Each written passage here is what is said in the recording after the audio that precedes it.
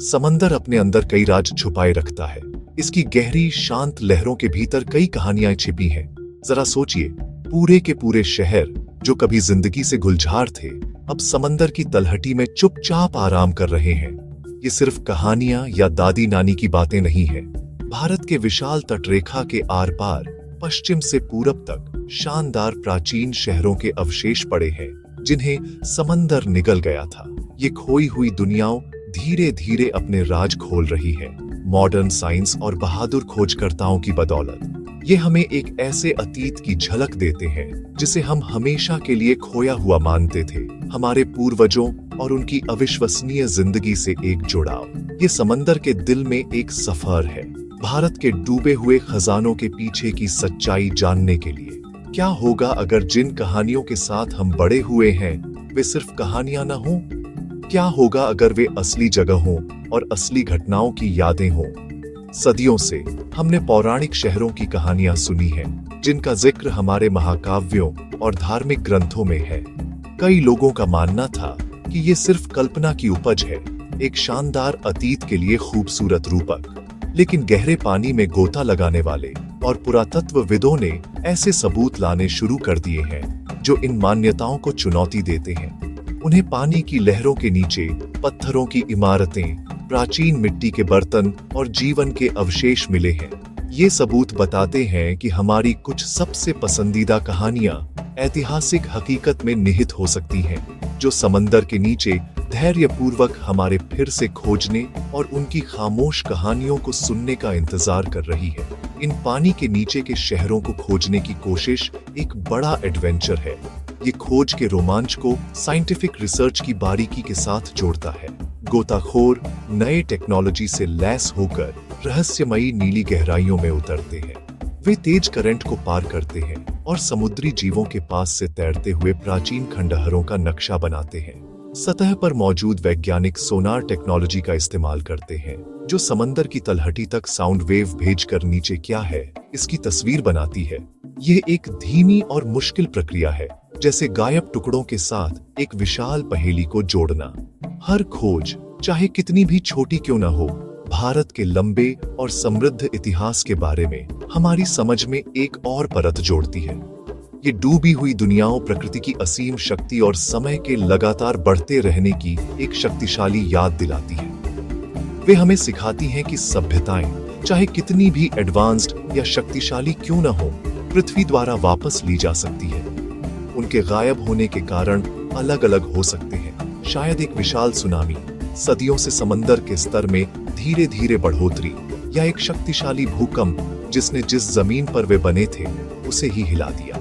इन डूबे हुए शहरों का अध्ययन करके हम न केवल यह सीखते हैं कि हमारे पूर्वज कैसे रहते थे, बल्कि उन प्राकृतिक शक्तियों के बारे में भी सीखते हैं जिन्होंने उनकी दुनिया को आकार दिया और हमारी दुनिया को आकार देना जारी है। उनकी कहानी विनम्रता और लचीलेपन का एक सबक है। द्वारका की कहानी हमारे महाकाव्यों की सबसे प्रसिद्ध कहानियों में से एक है। इसे भगवान कृष्ण के पौराणिक शहर के रूप में जाना जाता है। महाभारत और पुराणों जैसे धर्म ग्रंथ द्वारका को एक शानदार और अच्छी तरह से योजनाबद्ध शहर बताते हैं। कहा जाता था कि यह समंदर से वापस ली गई जमीन पर बना था, एक किला जिसमें सुनहरे दरवाजे, भव्य महल और हलचल भरे सार्वजनिक चौक थे। लंबे समय तक लोग सोचते थे कि द्वारका सिर्फ एक पौराणिक जगह है, कृष्ण की दिव्य शक्ति और महिमा को दर्शाने वाली एक खूबसूरत कहानी। ऐसे समृद्ध शहर का हकीकत में मौजूद होना लगभग नामुमकिन लगता था, एक बीते हुए युग का सपना जो केवल पवित्र किताबों के पन्नों में ही था। हालांकि इस काल्पनिक शहर की तलाश ने 20वीं सदी में एक नाटकीय मोड़ लिया। डॉ एस.आर. राव, एक अग्रणी समुद्री पुरातत्वविद, ने गुजरात में द्वारका नाम के एक मॉडर्न शहर के तट पर कई अभियान चलाए। उनकी टीम प्राचीन शहर का भौतिक प्रमाण खोजने के लिए दृढ़ थी। उन्होंने कच्छ की खाड़ी में गोता लगाया, चुनौतीपूर्ण पानी के नीचे की परिस्थितियों का सामना करते हुए। उन्हें वहां जो मिला वह चौंकाने वाला था। उन्होंने बड़ी पत्थर की संरचनाएं पाईं, जो इमारतों और शहर की दीवारों की नींव जैसी दिखती थी। इन डूबे हुए खंडहरों का लेआउट प्राचीन ग्रंथों में मिली द्वारका के विवरण से मेल खाता था। जो एक अच्छी तरह से व्यवस्थित बस्ती का संकेत देता था। खोजें बड़ी संरचनाओं तक ही सीमित नहीं थी। गोताखोरों ने कलाकृतियों का एक खजाना भी वापस लाया, जिसने इस प्राचीन बंदरगाह शहर में जीवन की एक विविड तस्वीर पेश की। उन्हें अलग अलग आकार और साइज के पत्थर के लंगर मिले, जिससे पता चला कि यह समुद्री व्यापार के लिए एक व्यस्त केंद्र था। मिट्टी के बर्तन और मोती उन लोगों की कहानियां बताते थे जो वहां रहते थे, उनकी कला और उनकी दैनिक दिनचर्या। शायद सबसे महत्वपूर्ण खोजें प्राचीन मुहरें थीं, जो महाभारत में वर्णित मुहरों के समान थीं। ये छोटी वस्तुएं जो व्यापार और प्रशासन के लिए उपयोग की जाती थीं, पानी के नीचे के खंडहरों और कृष्ण के पौराणिक शहर के बीच एक ठोस कड़ी प्रदान करती थी, जो मिथ और हिस्ट्री के बीच के अंतर को पाटती थी। सबूत दृढ़ता से बताते हैं कि हजारों साल पहले इस क्षेत्र में एक समृद्ध शहर मौजूद था। यह शायद तब खत्म हो गया जब समुद्री स्तर बढ़ गया, धीरे धीरे भव्य शहर को डुबो दिया और इसे पानी और रेत की एक परत के नीचे संरक्षित कर दिया। द्वारका के डूबने की कहानी का जिक्र ग्रंथों में भी है, जिसमें कहा गया है कि कृष्ण के दुनिया से जाने के बाद समंदर ने शहर को वापस ले लिया। वैज्ञानिक निष्कर्ष और प्राचीन कथाएं एक ही कहानी बताती हैं, एक पुरातत्व के दृष्टिकोण से और दूसरी आस्था के दृष्टिकोण से। द्वारका एक बेहतरीन उदाहरण है कि विज्ञान कैसे हमें हमारी कहानियों में छिपे इतिहास को देखने में मदद कर सकता है। खोए हुए शहरों की कहानी सिर्फ भारत के पश्चिमी तट तक ही सीमित नहीं है। पूर्वी तट पर तमिलनाडु के किनारों के पास महाबलीपुरम नाम का प्रसिद्ध शहर है, जो अपने शानदार तट मंदिरों और चट्टानों से तराशी गई मूर्तियों के लिए जाना जाता है। स्थानीय कहानियों में लंबे समय से एक भव्य शहर की बात कही गई है, जो कभी वहां खड़ा था। मछुआरे पीढ़ियों से कुछ खास दिनों में पानी के नीचे पैगोडा और इमारतों के चमकते हुए शीर्ष देखने की कहानियां सुनाते रहे हैं। उन्होंने महाबलीपुरम के 7 पैगोडा की बात की, जिनमें से केवल एक शोर टेम्पल जमीन पर बचा हुआ है। लंबे समय तक इन्हें सिर्फ लोक कथाएं माना जाता था। सदियों से चली आ रही रोमांटिक कहानियां 2004 की विनाशकारी सुनामी के बाद इसमें नाटकीय रूप से बदलाव आया। जैसे ही विशाल लहरों ने पानी को तटरेखा से पीछे खींचा, उन्होंने संक्षेप में समुद्र तल पर लंबे समय से छिपी हुई संरचनाओं को उजागर किया। प्रत्यक्षदर्शियों ने बड़े पत्थर के ब्लॉक और दीवारों के अवशेष देखे, जो पहले वहां नहीं थे। इस घटना ने पुरातत्वविदों और इतिहासकारों के बीच नए सिरे से दिलचस्पी जगाई। भारत के नेशनल इंस्टीट्यूट ऑफ ओशनोग्राफी की टीमों के नेतृत्व में बाद के पानी के नीचे के अन्वेषणों ने मछुआरों की कहानियों की पुष्टि की। उन्हें समुद्र में लगभग 1 किलोमीटर तक फैले डूबे हुए खंडहर मिले, जिनमें गिरी हुई दीवारों, आयताकार संरचनाओं और बिखरे हुए पत्थर के ब्लॉकों के अवशेष शामिल थे, जिससे खोए हुए पैगोडा की कहानी को विश्वसनीयता मिली।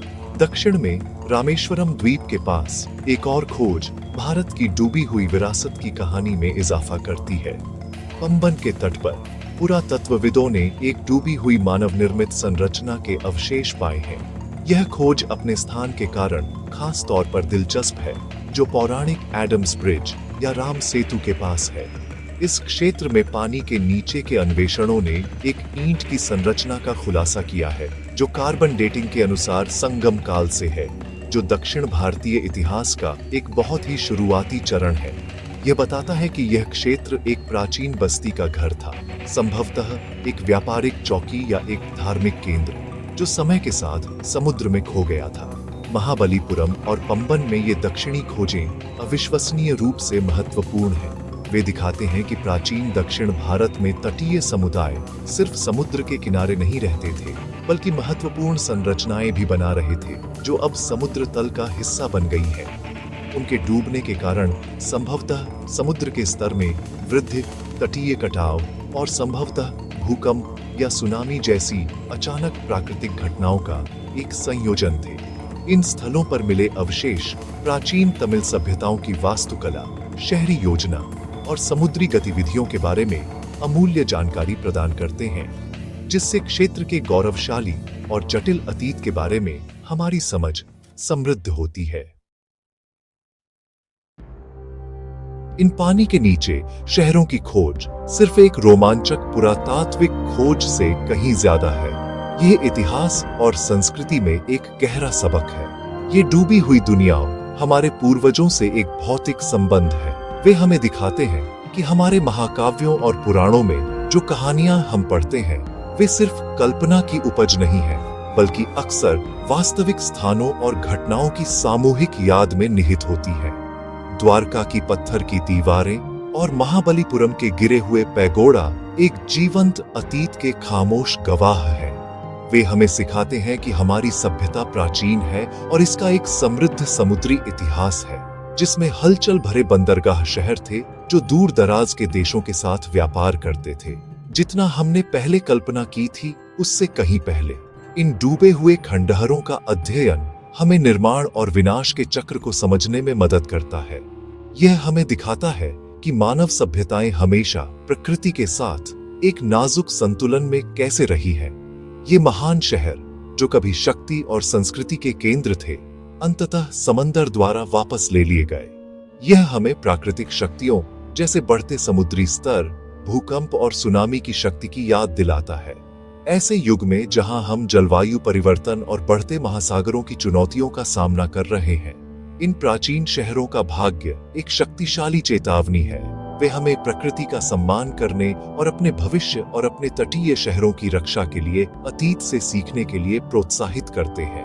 खोज की प्रक्रिया अपने आप में मानवीय सरलता की एक कहानी है। ये प्राचीन ज्ञान और आधुनिक तकनीक के बीच अद्भुत तालमेल को उजागर करता है। जबकि पुराने ग्रंथों और स्थानीय किंवदंतियों ने सुराग प्रदान किए, यह आधुनिक विज्ञान था। सोनार मैपिंग, पानी के नीचे के रोबोटिक्स और गहरे समुद्र में गोताखोरी, जिसने सबूत प्रदान किए। ज्ञान के विभिन्न क्षेत्रों के बीच यह सहयोग महत्वपूर्ण है। यह हमें अपनी कहानियों को अंधविश्वास के साथ नहीं, बल्कि एक उत्सुक और वैज्ञानिक दिमाग से देखने की अनुमति देता है। यह हमें सवाल पूछने, सबूत खोजने और अपने इतिहास की पहेली को हर उपलब्ध उपकरण का उपयोग करके एक साथ जोड़ने के लिए सिखाता है। कहानी कहने को वैज्ञानिक जांच के साथ मिलाता है। अंततः समंदर के नीचे के ये खोए हुए शहर हमें यह समझने की गहरी भावना देते हैं कि हम कौन हैं। वे हमारी पहचान को समृद्ध करते हैं और हमें अपनी विरासत पर गर्व करने का कारण देते हैं। वे सिर्फ खंडहर नहीं हैं, वे पानी के नीचे के क्लासरूम हैं जो हमें प्राचीन इंजीनियरिंग, कला, समाज और लचीलेपन के बारे में सिखाते हैं। उनकी कहानियों को सतह पर लाकर हम सिर्फ पत्थर और कलाकृतियों को उजागर नहीं कर रहे हैं, हम अपनी खुद की कहानी के खोए हुए अध्यायों को फिर से खोज रहे हैं। गहरे में यह सफर हमें यह समझने में मदद करता है कि हमारा इतिहास उतना ही विशाल और रहस्यमय है जितना कि समंदर, जिसमें कई और रहस्य खोजे जाने बाकी हैं।